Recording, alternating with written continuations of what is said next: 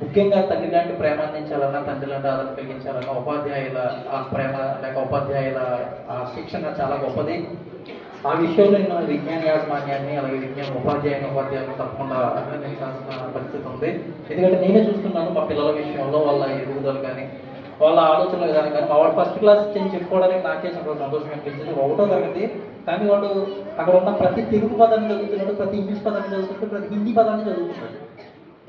ఇదే హిందీ లేక ఇంగ్లీష్ నేర్చుకోవడానికి 7వ తరగతి 8వ తరగతి వెళ్ళేంత వరకు అక్షరాలు కూడా సరిగ్గా రాని పరిస్థితులు మేము ఎదుర్కొన్నాం. కానీ పిల్లలకు ప్రారంభం నుండి కూడా ఒక మంచి విద్యతో పాటు విలువలు ఇవి చాలా అవసరం అండి సమాజానికి. ఎందుకంటే ఇప్పటిదాకా చెప్పుకుంటున్నారు, సార్ చెప్పారు, చాలా చోట్ల పరిస్థితులను బట్టి పిల్లలు అల్లరి చేస్తున్నారు, అల్లరిగా ఉంటున్నారు, అల్లరిగా చేస్తున్నారు. అల్లరి చేయడం అనేది వాళ్ళకు తప్పని పరిస్థితి. ఎందుకంటే వాళ్ళు మన ఆ వయసులో ఉన్నప్పుడు ఎంత చేసినా ఎలా కావచ్చు. కానీ అల్లరితో పాటు విలువలు నేర్చుకోవడం చాలా అవసరం. అంటే అల్లరి తగు మాత్రంగా, అది హద్దులు దాటనంత వరకు చాలా మంచిదే. కాబట్టి హద్దులు దాటని అల్లరి నేర్పించేలాగా అలాగ వాళ్ళు చేస్తున్న అల్లరిని అదుపులో పెట్టేలాగా మనం పిల్లలు చేయాలి తప్ప అసలు అల్లరే లేకుండా చేయాలంటే ఎవరి వల్ల కాదు.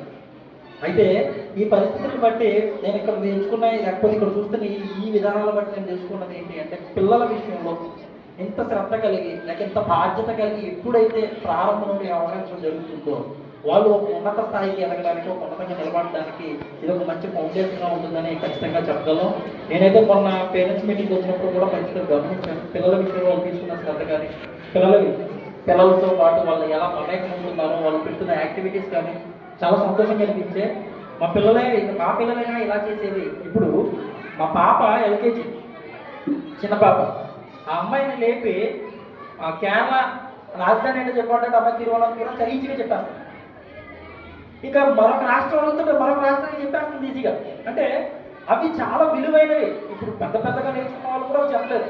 కానీ వారికి అవపాసన పట్టేలా చిన్ననాటి నుండి నేర్పించడం, పెద్ద ఎదిగేంత వరకు వాటిని రివిజన్ చేయిస్తూ ఉంటే వాళ్ళు మర్చిపోకుండా ఉండడానికి, అవి చేయడానికి చాలా ఈజీ అవుతుంది. ఎందుకు అంటే 6th క్లాస్ దాటిన తర్వాత 8th క్లాస్కి వెళ్ళిన తర్వాత రాష్ట్రాలను గుర్తించడానికి, రాష్ట్రాల రాజధానులు గుర్తించడానికి మ్యాప్ల ముందు చాలా కష్టమైన పరిస్థితి వచ్చింది మాకు.